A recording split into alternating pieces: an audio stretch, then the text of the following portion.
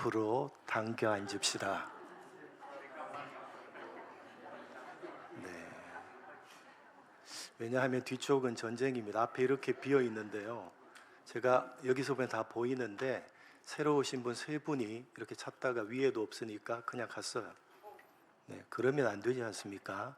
앞으로 세 칸만 여기 한 20명 앉을 수 있거든요. 그렇죠?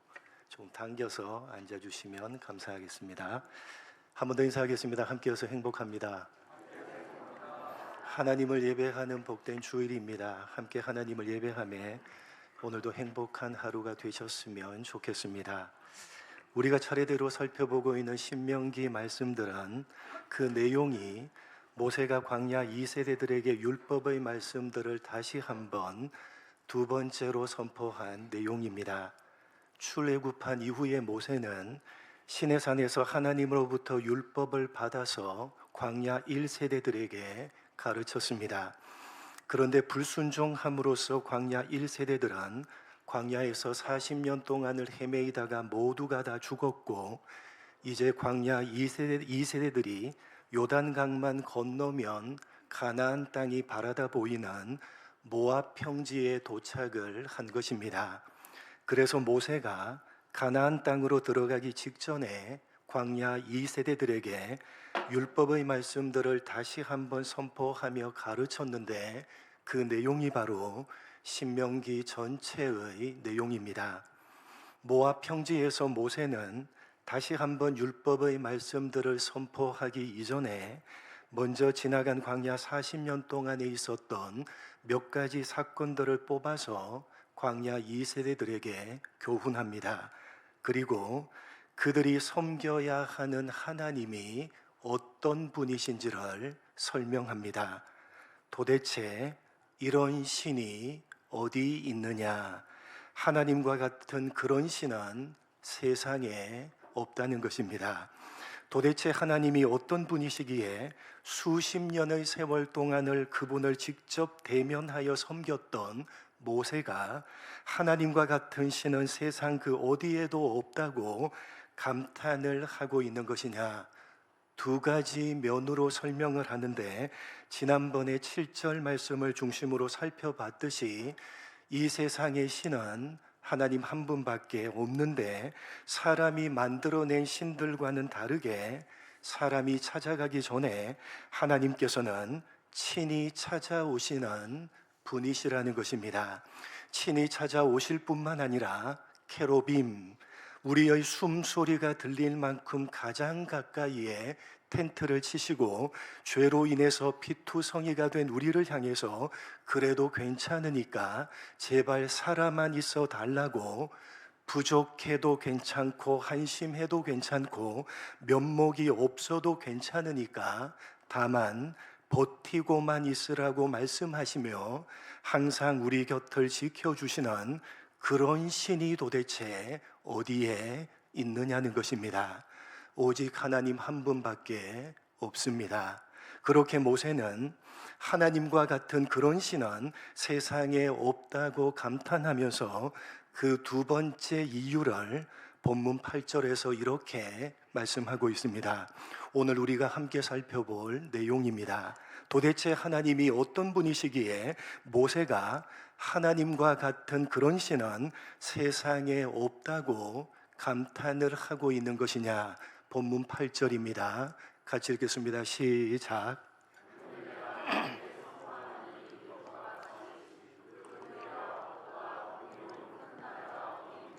여러분, 모세는 너희와 같은 큰 나라가 없다고 합니다. 왜요?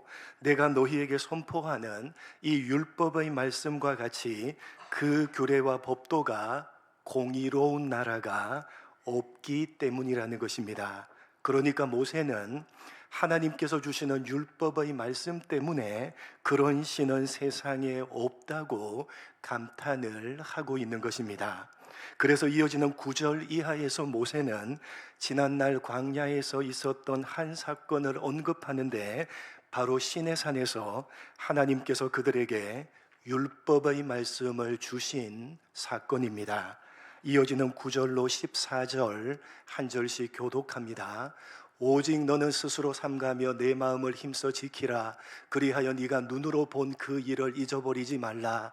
네가 생존하는 날 동안에 그 일이 내 마음에서 떠나지 않도록 조심하라. 너는 그 일을 내 아들들과 내 손자들에게 알게 하라.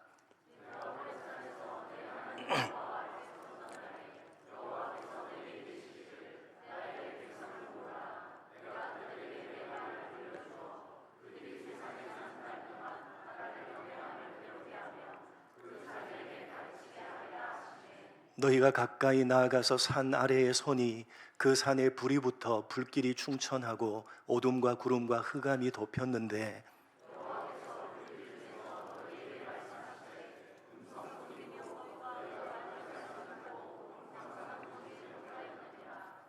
여호와께서 그의 언약을 너희에게 반포하시고 너희에게 지키라 명령하셨으니 곧 십계명이며 두 돌판에 친히 쓰신 것이라.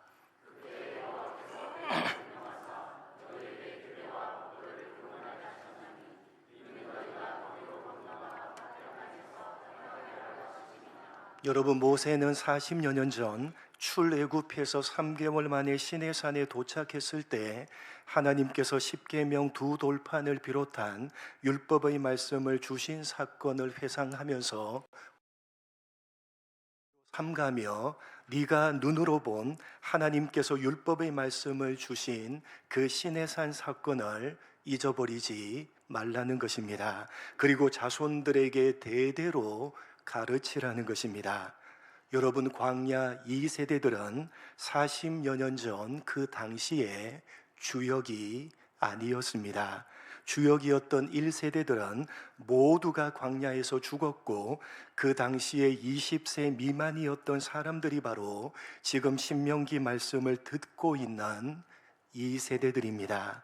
물론 그때 10세 미만이었던 사람들은 40여 년 전에 있었던 율법의 말씀을 주신 그 사건을 기억하지 못할 수도 있었을 것입니다.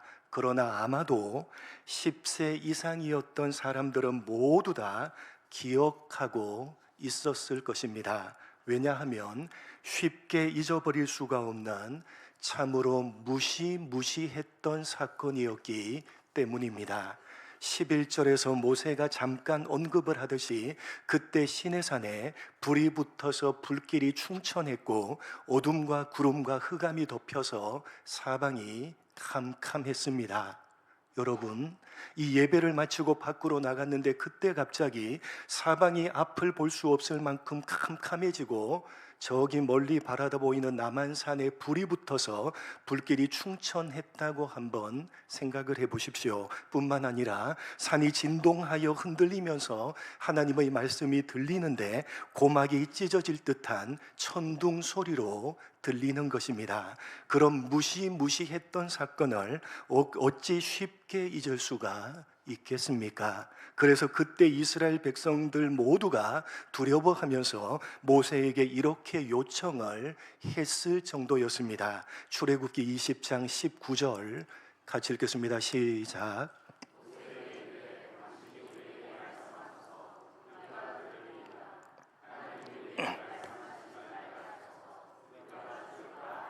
우리가 죽을까 하나이다 라고 했던 40여 년이 지났지만 하나님께서 율법의 말씀을 주셨던 그 무시무시한 시내산 사건을 어찌 쉽게 잊을 수가 있었겠습니까? 모세가 하나님께서 말씀하셨던 그 시내산 사건을 언급하면서 절대로 잊어버리지 말고 너희 모든 자녀들에게 대대로 가르치라고 하는 것입니다. 왜요?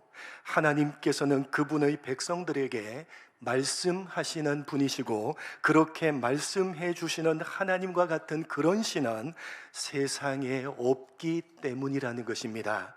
여러분, 모세가 감탄했고 우리가 섬기고 있는 하나님은 말씀하시는 하나님이십니다.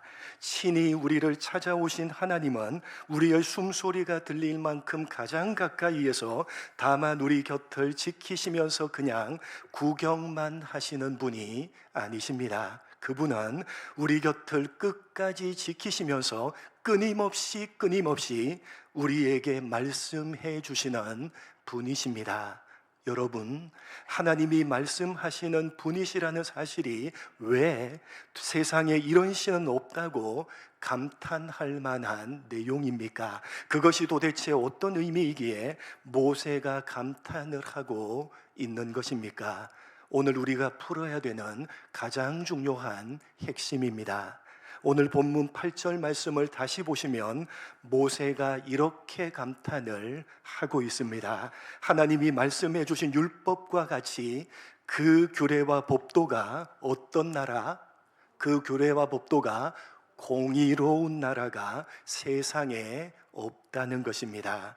여러분, 신명기 당시의 다른 세상 법들은 모두 다 힘 있는 자들을 위한 것들이었고 약자에 대해서는 무자비한 내용을 담고 있었습니다. 왜냐하면 힘 있는 자가 그 법을 만들었기 때문입니다. 그러나 여러분, 하나님이 주신 율법은 그 차원이 다른 법입니다. 왜요? 그 규례와 법도가 어떻기 때문? 공의롭기 때문입니다. 하나님께서 우리에게 주시는 율법의 말씀은 철저하게 공의에 기초하고 있는 것입니다. 여러분, 여기 공의에 해당되는 히브리 원어는 체데카라는 단어인데 그 뜻은 똑바르다, 기준에 딱 맞다 라는 뜻입니다. 그런데 중요한 것은 이 공의, 체데카는 관계의 충실함에 그 무게 중심을 두고 있는 단어라는 사실입니다. 관계의 충실함에 그 무게를 두고 있습니다. 똑바르다, 기준에 딱 맞다라는 것은 단순히 법의 엄격함을 의미하는 것이 아니라 그 법의 기초가 되는 우리와의 관계에 충실하신 하나님의 성품에 그 무게 중심을 두고 있는 관계적인 단어가 바로 공의, 체데카라는 단어입니다. 그러니까 하나님의 말씀이 체데카, 공의롭다는 것은 주시는 그 말씀이 똑바르냐, 기준에 딱 맞느냐라는 잣대로 우리의 잘잘못을 가려서 심판하려고 하시는 목적이 아니라 우리와의 관계에 충실한 하나님께서 당신과 바른 관계를 맺게 하기 위한 목적으로 우리에게 주시는 말씀이라는 것입니다. 다시 말해서 하나님이 우리에게 주시는 말씀이 공의롭다는 것은 주시는 그 말씀이 우리를 구부러진 사람이 아니라 똑바른 사람으로 만들어주는 말씀이라는 것입니다. 하나님께서 창조하신 사람, 그 본래의 모습대로 우리를 가장 영광스러우며 가장 아름답고 반듯한 사람으로 만드시기 위해서 주시는 말씀이 바로 하나님이 주시는 말씀인 것입니다. 전적으로 우리를 위하시는 말씀입니다.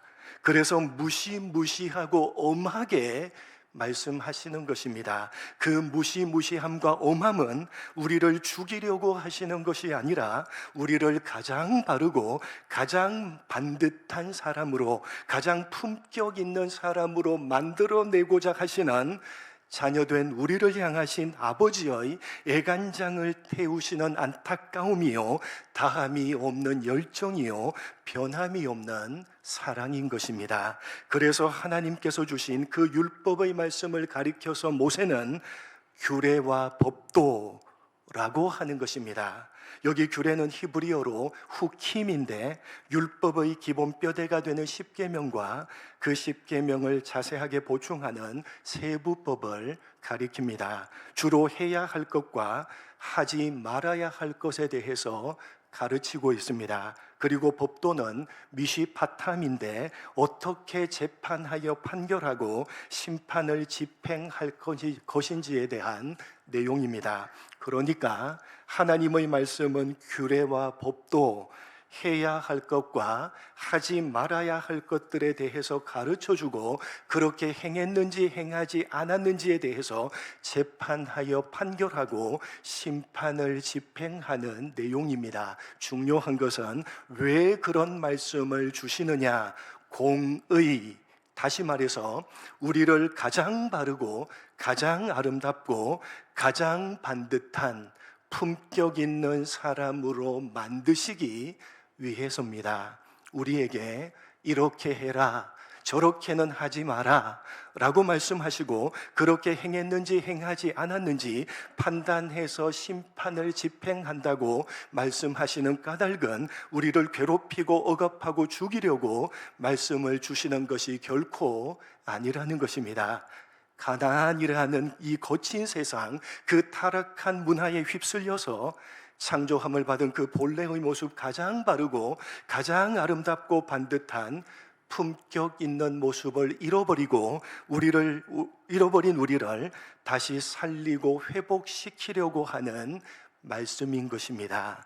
이제 더 이상은 그 본래의 모습을 잃어버린 채 천박하게 살지 말고 친히 찾아오셔서 가장 가까이에서 곁을 지켜주고 계시는 그 창조주 하나님의 자녀답게 그 어디에 내놓아도 부끄럽지 않는 아름답고 반듯한 수준 높은 사람, 하나님의 나라의 품격을 갖춘 존재로 우리를 다듬으시고 빚으시기 위해서 말씀해 주시는 것이고 그 말씀을 기록해서 우리들에게 주신 것입니다.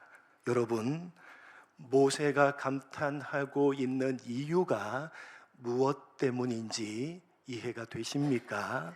여러분, 제가 모세가 감탄하고 있는 7절과 8절 이 두 가지 내용을 종합해서 예를 들어서 한번 설명을 드리겠습니다. 이때까지 무슨 말인지 잘 몰라도 지금부터 잘 들으시면 됩니다.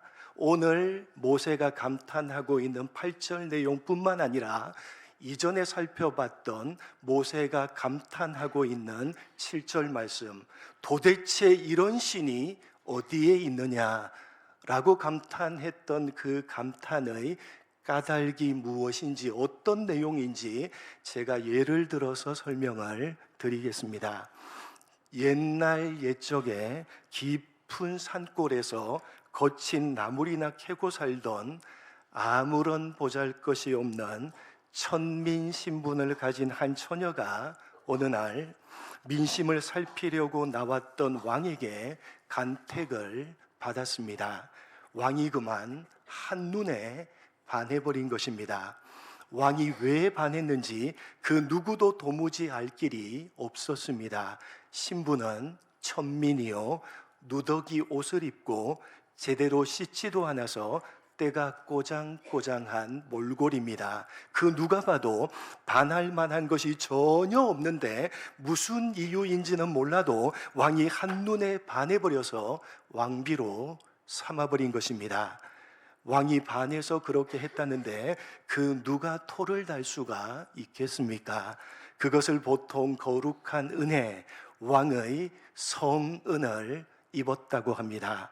글자 그대로 성은이 만극한 것입니다.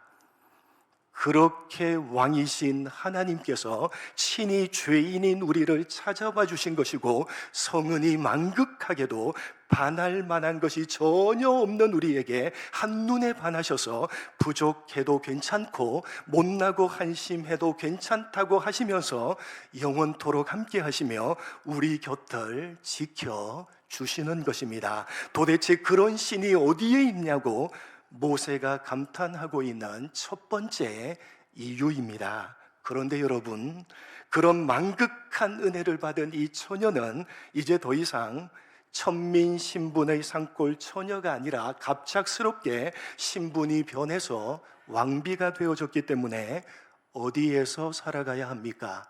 어디에서? 이제 화려한 왕궁에서 왕과 함께 왕비의 신분으로 살아가야 합니다. 여러분, 그렇다면 왕비가 된 이 산골 처녀가 왕과 함께 왕비로 살아가면서 해야 하는 가장 중요한 일은 무엇이겠습니까?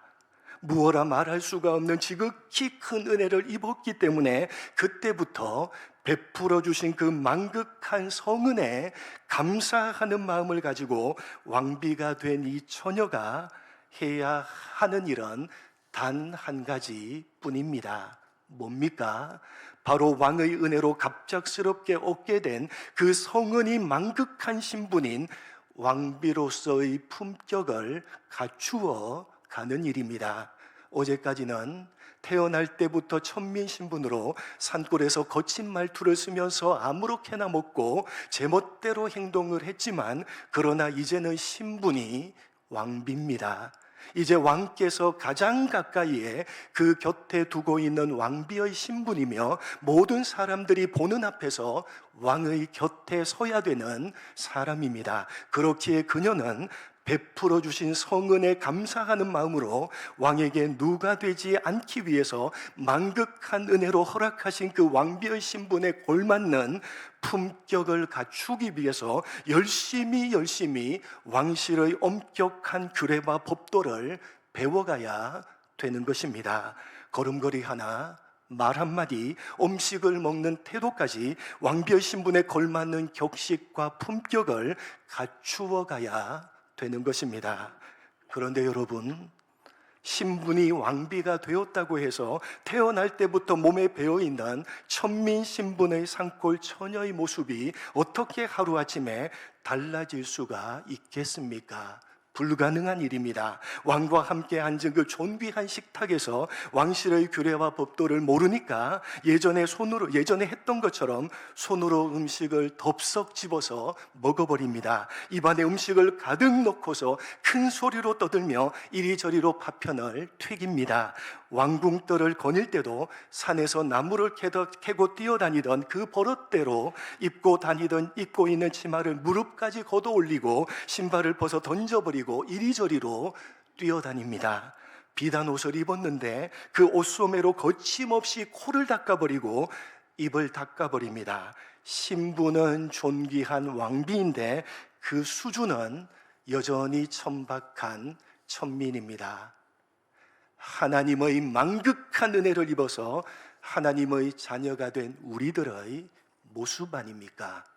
그럴 때의 왕이 왕비에게 이렇게 행동해라, 저런 행동은 하지 마라 라고 무섭고 엄하게 왕실의 규례와 법도를 가르쳐 말씀해 주시는 이유는 무엇 때문이겠습니까? 그녀를 괴롭히고 억압하려고 그러는 것입니까? 아니요, 그렇지가 않지 않습니까? 그녀를 사랑해서 왕비로 삼았기 때문에 지금도 그 사랑이 변함이 없고 영원토록 변함 없을 것이기 때문에 이제 그 신분에 걸맞는 영광스럽고 품격 있는 사람이 되기를 간절히 바라고 있는 것입니다. 그래서 엄하게 규례와 법도를 가르쳐 말씀해 주시는 것입니다. 이제 그만 천민의 천박함을 벗게 하고 왕실의 고결함을 입혀서 온 나라 백성들 앞에서 당당하고 품격 있는 왕비로 세우고 싶어 하는 그녀를 향한 왕의 애타고 안타까운 마음과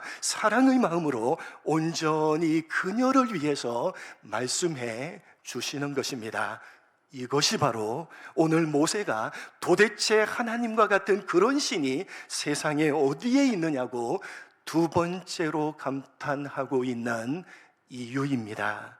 여러분, 성은이 만극한 은혜로 친히 우리를 찾아오시고 가장 가까이에서 다만 우리 곁을 지켜주실 뿐만 아니라 이제 하나님과 같은 신적인 존재, 신의 성품에 참여하여 존귀하고 품격 있는 존재가 되기를 간절히 바라시는 마음으로 우리를 위해서 말씀해 주시는 하나님과 같은 그런 신이 세상에 도대체 어디에 있습니까? 어디에 있습니까? 여러분, 하나님께서 끊임없이 말씀하시는 이유는 우리를 포기하지 않으셨기 때문입니다. 사실 여러분, 정말 무서운 심판은 하나님의 침묵하심입니다. 내 마음대로 살아라, 더 이상 내가 관여하지 않겠다라고 하시며 입을 닫아버리시는 그 침묵, 그 무관심이야말로 가장 큰 저주입니다. 여러분, 오늘도 여러분의 귀에 이렇게 하나님의 말씀이 들려지고 있다는 것은 하나님이 여러분을 포기하지 않으시고 지금도 열렬하게 사랑하고 계시다는 가장 확실한 증거인 것입니다. 여러분, 수천 년 전에 모세가 감탄하고 있는 이 말씀하시는 하나님은 오늘 우리가 섬기고 있는 하나님이십니다. 여러분, 하나님께서는 우리에게 말씀해 주시는 하나님이시며, 주시는 그 말씀은 단순히 지켜야 하는 법 조항을 나열하는 것이 아니라 마치 부모가 자녀를 향해서 쏟아놓는, 내 사랑하고 사랑하는 자녀가 훌륭하고 품격 있는 사람이 되기를 간절히 바라는 마음으로 말씀하시는 사랑의 잔소리입니다. 여러분, 우리는 부모가 하는 그 잔소리가 토시 하나 빠짐없이 전부 다 오롯이 나 자신을 위한 것이었다는 사실을 우리는 너무나도 늦게 깨닫는 참으로 어리석은 사람들 아닙니까? 그렇지 않습니까, 여러분? 여러분, 내 눈에 넣어도 조금도 아프지 않는 내 사랑하고 사랑하는 자녀가 그 어디에 내어놓아도 부끄럽지 않은 품격 있는 사람이 되기를 간절히 바라는 마음으로 오늘도 입술이 부르트도록 사랑의 잔소리를 멈추지 않는 그 부모의 마음으로, 아니 비교조차 할 수 없는 하늘 아버지의 마음으로 오늘도 하나님께서는 기록된 성경 말씀을 통해서 우리들에게 말씀하고 계시는 것이고, 또한 설교자의 입을 통해서 이렇게 말씀하고 계시는 것입니다. 그 주시는 말씀 앞에서 우리의 실력은 여전히 형편이 없고, 주시는 말씀을 듣기 싫은 잔소리처럼 그냥 넘겨버리고 있지만, 그런 우리의 못난 모습보다 하나님의 인내가 더 깊으시며 지독하게 바꾸려고 하지 않는 우리의 고집보다 기어코 우리를 품격 있는 사람으로 만들어내고자 하시는 하나님의 고집이 훨씬 더 지독한 고집입니다. 우리는 고집을 부려봤자 기껏 몇 년입니까? 우리는 고집을 부려봤자 기껏 100년이지만 하나님의 고집은 영원입니다. 그 깊으신 인내와 고집으로 오늘도 하나님께서는 우리에게 말씀해 주시는 것입니다. 그리고 결국은 말씀하신 그대로 우리 모두를 품격 있는 사람으로 만들어내고야 마실 것입니다. 여러분, 주시는 말씀을 지켜내는 여러분의 실력을 증명하려고 너무 애쓰지 마시기 바랍니다. 말씀을 지켜내는 여러분의 실력을 증명해내려고 너무 애쓰지 마시기 바랍니다. 그 대신에 포기하지 않으시고 끊임없이 말씀해주고 계시는 그 하나님의 사랑을 인정하시기 바랍니다.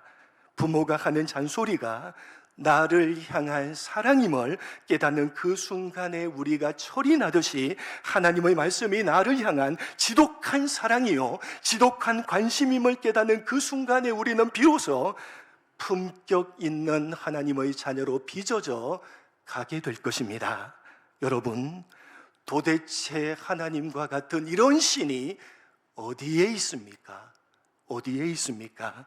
자기 백성된 우리를 위해서 하늘 보좌를 버리고 낮고 낮은 곳으로 친히 찾아오셔서 우리 가장 가까이, 언제나 우리 곁에서 지켜주시는, 성은이 만극한 은혜를 베풀어 주시는 그런 신, 죄로 피투성이가 된 우리를 향해서 제발 살아만 있어달라고 하시며 변함없이 그 곁을 지켜주고 계시는 그런 신, 그리고 사랑하는 자녀된 우리를 향해서 불붙는 아버지의 마음으로 품격 있는 사람이 되기를 간절히 바라시며 천둥과 같은 엄함으로 말씀해 주시는 그런 신이 도대체 세상 어디에 있단 말입니까?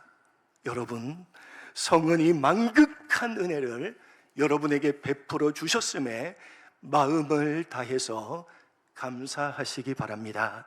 그런 만극한 은혜를 베풀어 주셨음에도 여전히 우리들 같이 부족한 사람들에게 이토록 관심을 가져주시고 기어코 우리를 품격 있는 사람으로 만들어내시려고 지금도 쉬지 않고 끊임없이 말씀해 주시는 우리 아버지 하나님 앞에서 하나님과 같은 그런 신은 이 세상 그 어디에도 없습니다. 이 모세가 했던 고백을 우리도 함께 진실한 마음으로 고백하게 되기를 주님의 이름으로 간절히 축복합니다. 하나님 아버지, 이 세상에 하나님과 같은 이런 신이 도대체 어디에 있단 말입니까? 오늘 모세가 감탄하고 있는 이 하나님은 바로 오늘 우리가 섬기고 있는 하나님이심을 가슴 깊이 새기게 하여 주옵소서.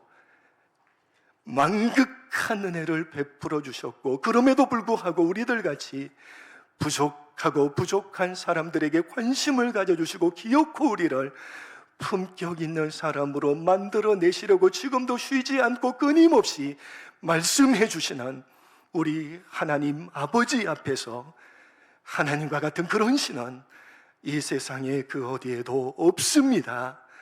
이 모세가 했던 고백을 우리도 진실한 마음으로 고백하게 되어질 수 있도록 은혜 위에 은혜를 베풀어 주시옵소서.